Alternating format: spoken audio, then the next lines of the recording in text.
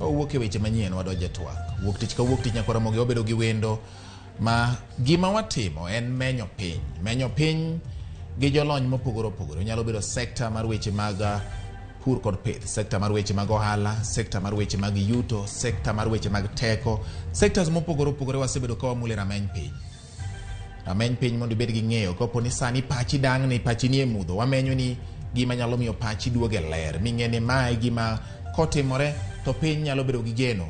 In bende kaka janeno mar RAMOGI TV nyalo bedo gi geno. Dhiambo ni yiena mondo abed thuolo arwak wendo marwa ma wan godo e studio ka. Engineer Victor Okuna en jalony weche mag teko, sebedo kolworore e piny Kenya, kendo otiyo gi yore mag neno ni teko mitiyo godo sani gin mago manyalo miyo oganda ok yud midhiero kinde mabiro. Dhiambo ni nyakwara mogi wan gi Engineer Victor Okuna e kinde ma piny mangima bende pod dhi nyime gi romo ma idendo ni COP27. Victor Okuna engineer kaw thuolo mar moso nyikwara mogi e jwang'e RAMOGI TV, bang'e to koro nyiswa ni to gima koro kelo piny mangima kanyakla miluongo ni COP27 hie en ang'o ka jolony koro doe kendo ding'e malong'o mondo japiny owinje. Erokamano jafwambo wadwa Bati. Nyikwara mogi kumoro amora ma untie, iluonga ni Engineer Victor Okuna, an specialist e weche mag teko mar chieng' mitiyo godo mondo mi wane ni kor lwasi kik wabedo gi gases momiyo koro sani temperature mar piny ka oidho. Koro an gima adil go en ni wa design gik machalo solar manyalo miyo homes kata pigi kata gimoro amora matiyo gi stima wati gi teko mar stima moya e chieng' miluongo ni clean energy mondo mi wa save kor lwasi marwa mae Kenya ka to kata ma oko mar Kenya.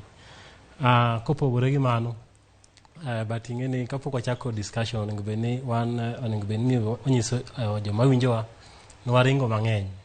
Kata kopo ni ok waringo mang'eny to wanyalo wacho ni an be naringo e senator, sani tatimo tijena mag weche mag solar gi green energy.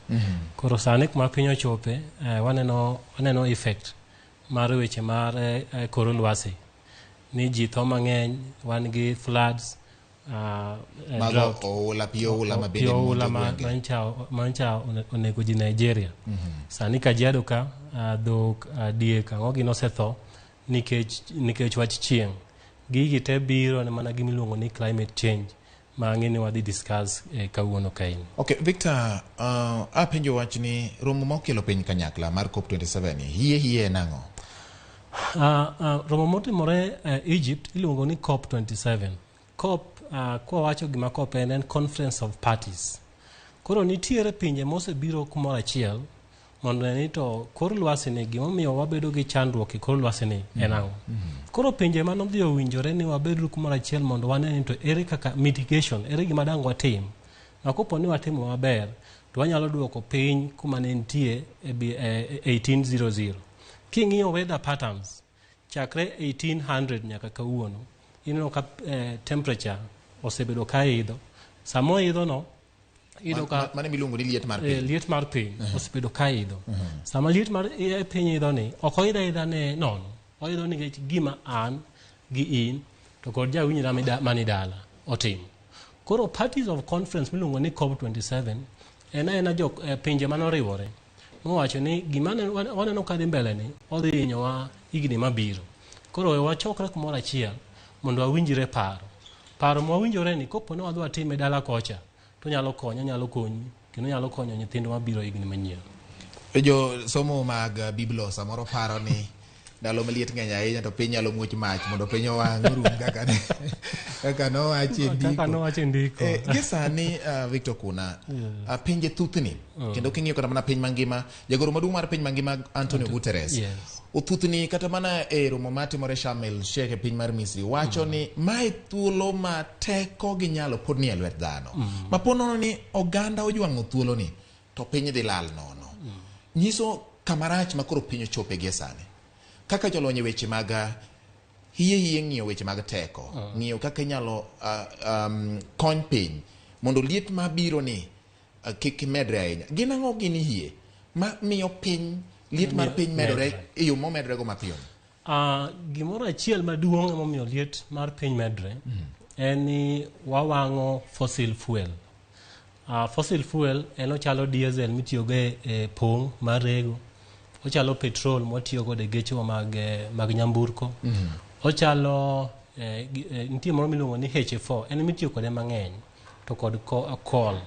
Koro HFO ni titiyogo e kelo teko mar stima. Kiwinjo kaka Kipevu Power Station, mano KenGen kod Thermal Power Station, mago stations ma wang'o fuel, giwang'o HFO, heavy fuel oil, kasto gichako giwang'o kendo gimiluongo ni IDO.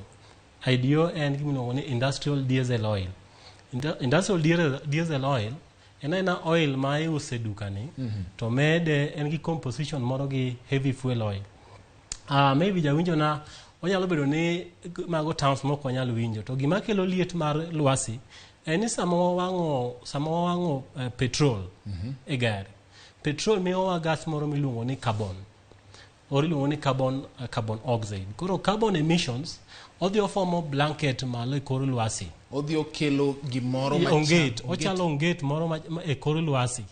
Koro sama liet onego bed ni wuok kadhi e atmosphere, to blanket no ochalo ng'ama ne piny ng'ichne, to kawo blanket maduong' to kete wiye. Ochalo ng'ama ofundore gi yath moko ma ji fundore gi, koro umigi, koro liet ka wuok kocha onge kama odhiye, koro oduga duga e dendi ka. Mano e gima timore. Koro sama wawang'o fuel ma wagolo gas chane, kata mana kidhi machiegni gi orego, to idhi kacha dhiro ka nitie black ni moro mawuok en gas. Koro gas no en odhi to form blanket, to form ongeti. Koro ichalo ng'ama en odiochieng' sa 7 tikawo ongedi 2 iumori godo, idhi ka liet ni ok timo nade, ok wuogi. Koro mano gima osekelo liet mar medruok mar liet ni e piny mangima. To osewach ni jok ma wang'o gas mang'eny ok en kata mana Kenya ka, gin developed countries. Nang'o? Gimoro amora mabiro e Kenya ka wuok China gi pinje mosedongruok. Koro gin ema gin gi mashinde madongo, to gin ema bende gin gi power plants madongo mawang'o coal. Koro gin giweng'o aweng'a, to ka giseweng'o, chandruok no te biro e Africa ka. Koro iwacho ni the third world countries or developing countries ema bedo gi the biggest effect of climate change. Midhiero maduong' donjo ne pinje mapodongo ni. Nikech gin gionge gi industries madongo magolo gases makoro no chandowa, mamedo liet e kor lwasi. Injinia, waseneno ka pinje moko ahinya pinje ma samoro gini koro donje ahinya, bungu bukora buka to muoch mach kende owuon, nikech liet. Nitiere gimoro miwacho ni heat wave en gik moko ndalo moko ka ng'amuse no ka piny otimo ora ahinya, kibedo piny ting'iyo loka cha tineno ka piny rengni, piny timore ni, nyiso ni liet moro nitiere kanyo, to en liet mamoko ka mach dichiel e pinje mamoko. Nyiso ni ji ochopo kama rach ahinya. Engineer, heat wave ni en gatie. Actually asetiyo Magadi kidhi piny Magadi en almost chiegni, yani piny mare chiegni gi nam chumbi. En gimiluongo ni heat wave. En kata mana sama piny liet Nairobi ka kaka kawuono, to kocha cha pod piny nigi heat wave. Mabe ndalo ma piny liet kabisa chande, heat wave ng'eny. Koro heat wave ni e gima ne wawacho ni gases mwagolo mag wang'o fuel ka gisedhi malo kasto giformo blanket. Koro mondo mi heat owuok ka evaporate to the atmosphere, koro bedo maonge. Koro mondo mi wakony koro lwasi. Kenya ni mabor gi heat wave manyalo kelo hinyruok ni, manyalo kelo kata mana tho mar dhano. Ng'ato ne wuotho to gini goye dichiel to nege. Maendi Kenya ni go mabor maromo nade? To ang'o gini minyalo tim ka wadonje e wach mane dwacho ni mondo mi wakony no? Heat wave ma e Kenya ka to pod wan mabor. Actually gima sani pod chandowa e Kenya ka en mana ni pi ema koro tuo, aore ema koro tuo. Kasto sani ndalo mane wan go ni koth chwe, ing'e ni dwe mar 2 nyaka dwe mar 4 koth tie onge. Lakini heat wave to pod mana kuonde matin kende, ma bende ang'e ni e Kenya ka asewuotho mang'eny. Kuma wayudo ga heat wave almost higa ka higa en Magadi. To Magadi wayudo heat wave nikech en piny kabisa. Koro kama sama chieng' rieny, nikech onge auka makwadhe, piny kacha koro hit no odong adong kaka en no emiyo wan kod gi heat wave lakini kuonde modong pod wan mabor matin gi heat wave mana ndalo makoro iwacho ni wachiegni gi chieng' kabisa cha inyalo paro monyise mondo ikaw pi iket inin go machiegni mane sama wanyalo wacho ni wan gi heat wave lakini ka ok watimo gimoro yes ka ok waweyo kapod waendelea gi wang'o petrol mang'eny wawang'o HF4 kaka ma Kenyans pod wang'o ni to higni 50 mabiro in kata an ibiro yudo ni itho mana kiwuotho nikech chieng' obedo mang'eny ma ok dinyal koro ang'o mowinjo bed ni watimo nitie gima onego bed ni ji timo mang'eny one en ni nyaka wakwongo bed gi policies maber policies oselosi kendo COP27 mane timore Sharm el Sheikh ne ng'iyo wach ni to policies moselosi chakre COP1 nyaka COP27 ere mitigation ere gima dang watim e kor gwenge wa kacha manyalo miyo wakony kor lwasi Kenya ka osebedo gi policy kendo wan gi climate change act of 2016 nokale parliament yes sani counties kendo na mor gi Gladys Wanga the Homa Bay nyokalo margi I think a week ago makatambe nyadhi ni wabedo gi public participation mwatimo some minor changes a document mar Homa Bay climate action 2022 Migori Bay nigi already climate change act but climate change act ena ina policy ena documents wasebedo gede Kenya ka bangi gini mang'eny sani koro wadwaro ni mondo wabed gi affirmative actions ang'o ma county ka county nyalo timo mondo mi wane ni wareso kor lwasi ma wan go sani kidhi Nyanza kocha yes dido ka yien no tong masani inyalo ng'ama ni nyatike ng'ama ni bande koni inyalo neno ng'ama ni kor machiegni kopo ni otedo tinene nikech ineno kotedo kata kokotedi ineno kopo no oyawo dot tineno ka en ng'ato yie kanyo nikech yien tong ma lo odong adonga lo kamano sama lo odong adonga kamano koth ok chwe maber kira se nyiso ji discussions mokadho king'iyo Kisii koth bro chwe the first kendo the last kata nyonyo ya Migori ido ka koth chwe kuonde moko Kisii kibiro to kore na koth machwe completely kendo kia ya Kisii mitika mulot kendo kanyo kendo onge koth machwe gara chien kech jogo no dhi ngolo yien motieko Migocho be ng'en nochwako ndawa ndawa no dhi ngolo yien ichwako ndawa te man bi okonyi e bel matin mi dhi tiyo god ng'ama idhi konyi ndawa ni yama na thika tikaw yien mai kor gweng te itiyo godo mondo timo ichwak ndawa sami se kaw yien ni ngolo te ichwako go ndawa onge koth mabro chwe sama onge koth mabro chwe no udong adonga dry masani kidhi nyatiki nyalo we ni chieng un machiegni gi chieng moingo kuonde moko okay koro the first thing monego bed ni watimo en a simple moko dwar science pidho yien onge science mora mora midwa to pidho yien but onge school mora mora midwaro mondo mi ikaw yien 2,000 mondo mi an kaka engineer Victor kuna akaw yien 1,000 mondo adhi apidh sama wasepidho yien tiyo ga gimiluongo ni carbon dioxide en koro no gas manu wagole ka wawang'o petrol kata wawang'o diesel kata wawang'o paraffin moro mwatiyo go nyagilecha en koro kawo gas no emotiyo godo kaka input mar koro sama wawang'o yien mang'eny kata ne wabed gi carbon moko bende e kor lwasi to yiende ma ne wapidho mang'eny ka dhi kawo nwa carbon kande yamo moko maricho ma samoro nyalo ketho ngima ma ketho ngimagi to gin gikawo yamo mar carbon ni gimede kod minerals machalo water to kod minerals to giloso godo yien makoro niti koro yien achiel is the first thing mondo bene ng'ata miluongo ni wuod luo kata pok onyuoli kata mana sani in gi nyathi jadweche 2 ng'eni onego bed ni isepidho ne yiende adi yiende 200 imanya kunyalo pidhe mondo mi higni 20 mabiro kik wabed gi horo manyicho waneno nyatike cha kik wabed gi horo mwadhi neno Migori wadhi neno Homa Bay ka ok wapidho yien an gi penjo ka mokwongo ma donjo kuom chenro moketi moyiedhi ma iluongo ni policy mabiro ng'iyo ni ka ji wuok kata dhi kajo wacho ni wan gi andika mang'eny manyiso kaka ji nyalo kedo gi lokruok chal kor lwasi. In ni renge pa siasa. Ere kaka jo siasa giwegi osethiro chenro mag keto e tim chenro gi nikech ka wang'iyo pinje ma jo kanyo ma iluongo ni kopgi nitiere singo mang'eny ma giseketo to singo gi wacho ni pod ok gichopo gi kare. Jo siasa mag piny Kenya kinde moro e yiero moro mokalo chien moko kuom jo siasa ne wacho ni koth ok wuog kuom yien, koth wuok e polo. Kaka ja siasa kaka piny mar siasa gi siasa mar Kenya ringo kaka ji oyie kuom gima jo siasa wacho. Ere kaka ma thiro chenro mag kedo gi lokruok chal kor lwasi. Actually, jo siasa temo se thiro kedo e wach kedo mar konyo kor lwasi. Mante diero kata anja siasa awacho ga ni jo siasa ma waseyiero emo se thiro. De wan gi jo siasa ma ong'eyo ni kor lwasi makiny ber ne into kod anto kod nyikwayo mabiro. De sani waonge gima chalo kama. Anyalo wacho nango.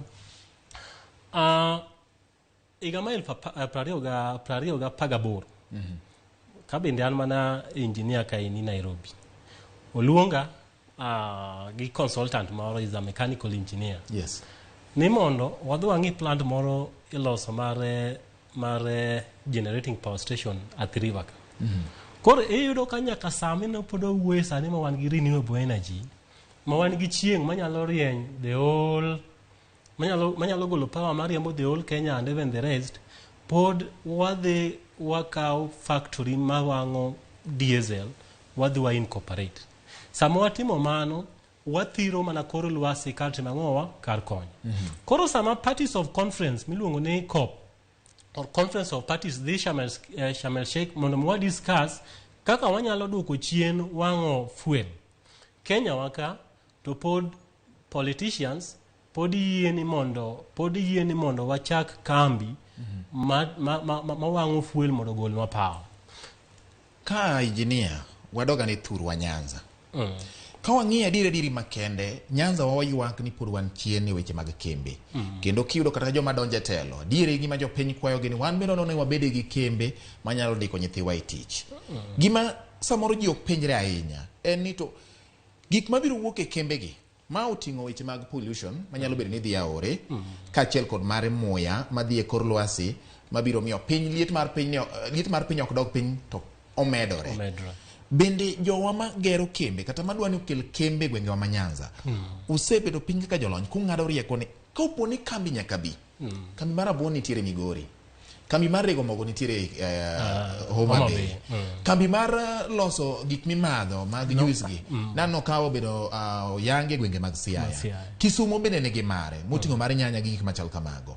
Magi gin kembe ma biro tiyo gi teko mar mondo mi gigi chenro mag dhi nyime pile ka pile. Bende wang'iyo adier ni medruok mag gigi e gweng' kopo ni kuketo kenge miwacho gi to pod dhi mana hinyo pinywa.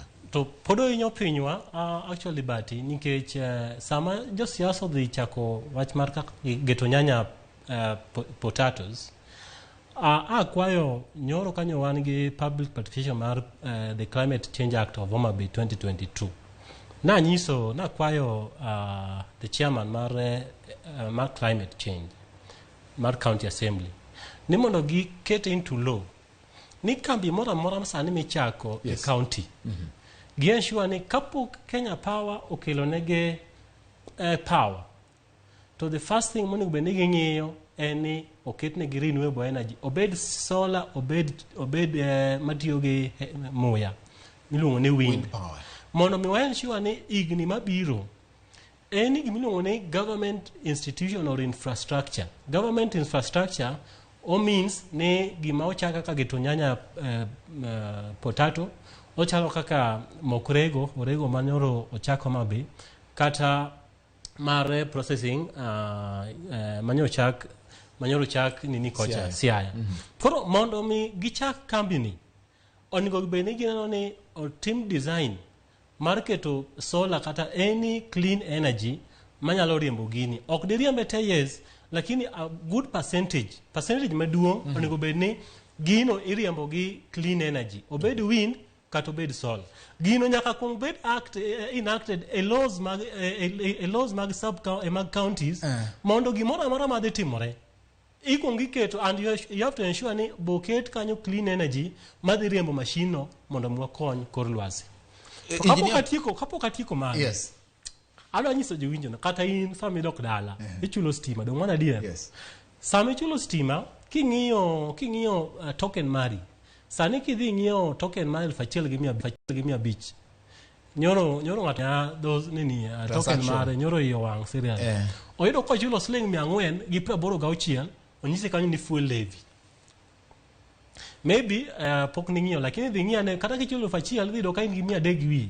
Gino biro nikech aseng'iyo. Yes, kendo ji ywak wach Kenya Power ni Kenya Power omedo ang'owa omedo tariff ama token.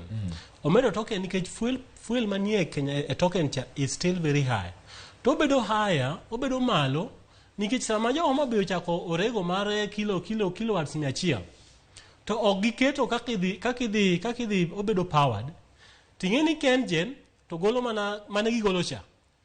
Hydros kocha be golo mana gigolo cha. O force kengen mondo dhi ang'owa odhi plant matiyo gi diesel cha mondo timnade o boost go otingo do malo rang'iny mar teko malo midhi tiyo kocha. To bende haka ncha pi onge. Ok ng'ini wasebedo gi oro mang'eny. Hydros nodok piny kabisa. Pi nodok piny kabisa. Yes. Koro sani chuno jo kengen mondo mikendo sani koro wang' fuel mang'eny mondo gol ang'o mondo gol power. Koro anado mana kwayo oganda luo kendo 4 counties ma wan go. Need the first thing onego bed ni gibedo godo e higa mar 22 ni give come up with laws ni any factory madhi ringo e Nyanza kaini kata bed mana institutions madongo wabedo gi solar manyalo riembogi mondo mi waduok tiyo teko mar stima moya Kenya Power. Mondi wach kama engineer nitiere gik ma samoro iseneno kata gik mi iparo ni nyalo timore. Janeno marwa de gombo mondo mi ging'e ni kaluwore kod chal mar lwasi ma wan gode gwenge wa makaluo kate piny Kenya kate Afrika wawacho ni wan tire tropical climate. Mano kaluwore kod weche mag geografia donge. Gini nyalo konyowa nade chal mar kor lwasi ma wan godo chieng' ma wayudo moko kuom kata mana kit yamo maringo e aluora mar Afrika kata piny Kenya kuom ranyisi ka wakaw bende nyalo konyowa thedho teko sitima ma wanyalo wacho ni wanyalo riembo godo gigi koso en na wuondruok moda wuondore to piny mangima piny pod mana dhi kocha. Erokamano apani mane kuma onego bed ni sani koro ji te dhiye ma kiny kata kopo ni ng'ato chako dugo ka kata gavana kobiro ka to inyise ni engineer nowacho ni wan e tropical kendo in miwacho ni wan e tropical an ok awacho in miwacho to ino gesero ana sero adwa sire gi information one tropical countries ma king'iyo data mare renewable energy wayudo chieng' madhi 7 to 8 hours. Nyanza kocha wayudo 7.5 hours. Mano nyiso ni gima serikal nyalo timo mok even the counties. Serikal nyalo ensure ni county ka county kok mana kata okay county a region ka region was set up 200 megawatts of solar plant. Koro wabedo gi Nyanza serikal mamalo nyalo wacho kamano. Yes, Nyanza wan gi 200 megawatts solar plant. Northeastern wan gi 200 megawatts. South Coast wan gi 200 megawatts. Western wan gi 200 megawatts. Mano dhi konyo nikech sami kao 200 megawatts iketo Migori ikete Nyanza in general mondo migol power Nairobi ka kitere Nyanza nitie gimiluongo ni losses wawito power mang'eny e odhiga gi almost 1 gigawatt hours. Koro sami generate power Migori kacha ok iduoke Nairobi ka power no dhi mana tiyo ne jo ang'owa ne jok mani around Nyanza. Sami timo kamano wa ensure ni during the day kaka no sani koro chieng' ng'eny Saudi chieng' ka wan gi region saboro 200 megawatts, wan gi 1.6 gigawatts. 1.6 gigawatts, sani wadhi almost 2 gigawatts national demand. Sama wan gi 2.5 gigawatts national demand, to wanyalo yudo solar 1.5. This 1 gigawatt modong ni, wanyalo matiyo kode riambo geothermal Naivasha kacha, modong wagolo ang'owa, wagolo wind, yamo mani Turkana. Samo watimo kamano wanyeshoni during the day. Seche magodi chieng'. Samodi chieng'. Watiyo mana gi geothermal, to watiyo mana gi solar mar riembo kembni tema ni e county mangima. Sano wanyeshoni nini te obedo waloro. Kembni matiyo gi fuel. Waloro completely. Sano bende waensure ni thermo not hydros matiyoge pi bende walor. Okay. Samo walore waensure ni pigno warite ang watiyo godhiambo sama sola to nyamburko ma wacho ni bende golo gigi nikech ka bende koro nyaka wang'e nyamburko bende nitiere ka gin bende gigolo nikech ka ing'iyo somo mar geography kata geografia wacho ni nitiere gimiluongo ni microclimate. Yes. Microclimate en gweng' machalo kaka boma. Nyedo ka liet manitiere Nairobi opogore gi liet manitiere oko mar Nairobi nikech nyamburko mathoth manitiere ka mag bende golo iro gi mang'eny. Koro yudo ka temperature gi bedo wacho ni nitiere microclimate mobedo created Nairobi ka. Nyamburko to koro wadatimo nang'o mondo wachop dwaro mar gimiluongo ni green kata clean energy ni. Kendo kanyo kuma ni wachako go discussion kanyo wan Homa Bay. Public participation kanyo giloso bill mar 2022. Nyora akwayogi ni sama wadhi sane ni nyaka wadhi gimiluongo ni electric cars. Actually kata mana Migori nyalo kawo that initiative. Mar wacho ni wadwa ni mondo wane ni nyamburko manie government offices. Kech ogidhi mabor. Iro mana ka minister maybe owuok Sirari kacha obiro Migori ka chako dok Sirari. Nyamburko no ko charge office kacha for 2 hours all the 300 miles. 300 miles miles 100 is almost kilometer 500. Koro wasim no dhi mana kilometer 200 oromo dhi kode Sirare moduogi. Kata mana ka en manyiso ni ng'ama wuok Siaya nyalo chopo Nairobi gi nyamburko ko charge. Nyalo chopo Nairobi. To wadani mondo wakungo tim example e counties. Ng'ama ni chonde bondo kacha kata ni Luanda Siaya kacha Luanda Kotino kacha. Ma NCC kata en chief officer kata director. Onyalo tiyo gi electric cars to dhi tich ne Siaya. Kosetieko to dhi fill ne to dugo charge mana ot gotieno to kinyonde. Koro gimone go beno kongwa temo. Ichaje gango gi stima mawang'o fuel ni koso ichaje gi teko mar sola. Kire godo wagajo gi nikech koro watiko engineer. Okay, wadhe na wacha sacha ni ya ni mondo wakwany. Apa ni na tero petition more e parliament. Mar water. Petition cha nen about ensuring water pumps te oketne solar. Mondo mwagol water pumps matiyo gi stima. That is the petition. Mondo any county ka county one water points are. Samwatimo kamano wadhi golo loads moko yangowa e grade. To kapo kwa dhi wacha sani ni mondo mi wakonyre in the next 10 years. President Ruto nyaka ensure ni region ka region wamiyo gi 200 megawatts of clean energy. Kwa timo kamano wadhi sort out wach mar teko mar stima. Koro kwa se bedo gi teko mar stima. Koro counties ka counties waneni to ere kaka administration governors chief officers directors to called chief officers called CSISCA geche gi are purely electric. Bedinge ni pesa mang'eny madhi e county lale weche mag fuel. Naneno LPO moro mar county moro mane uso fuel ndalo ka ni uso fuel 115 gine gi uso fuel 250 lita chiel. Okay. Sani mineno wa use wana iteni jomoko uso fuel 300 ni counties. Okay. Mondo mwa kony counties wa nyaka wadhi electrical ma ensure ni fuels mitiyo kode e nyamburko kande oriemb gi stima. Wadhi ensure ni waduoko weche mag access gi piny kendo ensure ni wakonyo counties e pesa malal matino mag nyamburko. Anno ka piny kaka piny medo lokore engineer wadhi biro gi COP 28 mamarwa. Onyalo biro Kenya. Onyalo biro Kenya.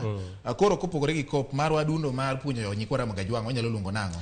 Ramogi 1 koso Ramogi 2. Koro manyalo bedo Ramogi 1 koro bedo Ramogi 2 dongi. Ramogi climate 2 mondo wang'e ni bedo gi yo makare mar ng'eyo kaka wanyalo rito aluora. Kamano kuom yudo thuolo mar biro Ramogi TV.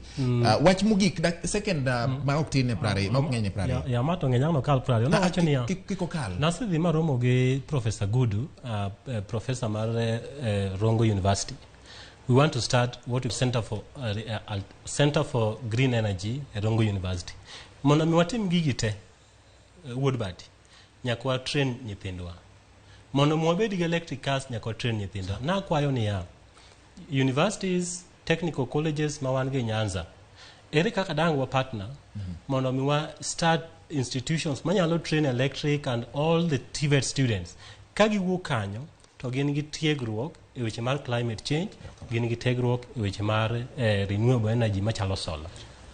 Engineer, onyisa ni koro wendo ni oti kaluwore gi wach jaluo. Yiena mondo mi agoli ute joma neno Ramogi TV gi sani. Obiro duogo kendo chieng' machielo nyako Ramogi. Mano singo ma bende engineer onyiso waka mondo wabed gi twak mamoko bende kawalalore weche mag okenge monyalo tiyo godo kod chopo dwaro ma oseketi mag rakruok gi lokruok chal kor lwasi. Ka kamano kamano kuom keto Ramogi TV wechewa mar rameny piny. Nyinga en George Bati lo wendo mara engineer Victor Kuna. Erokamano in bende kuom keto Ramogi TV oriti masani.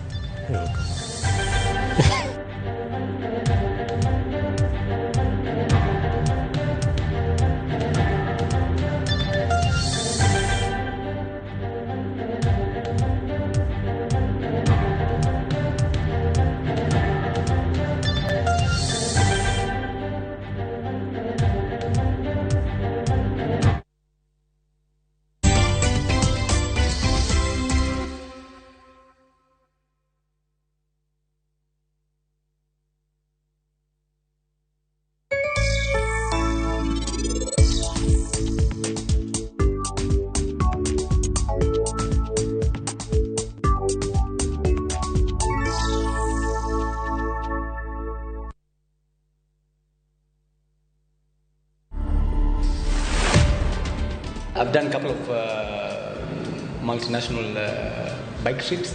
I've done like a lot of Nairobi to Cape Town solo rides. I've been traveling for more than 12 years, but it's just that I haven't been putting it out there. For me, without bike, I don't know, I can't stand even 2-3 days. If I go safari or something, I can't stand like a day or two. So local trips for you, but bikes for me anytime. To watch this story and more, download the Citizen Digital app today. Kenya's #1 app, Citizen Digital. Twende Maju na View Travel.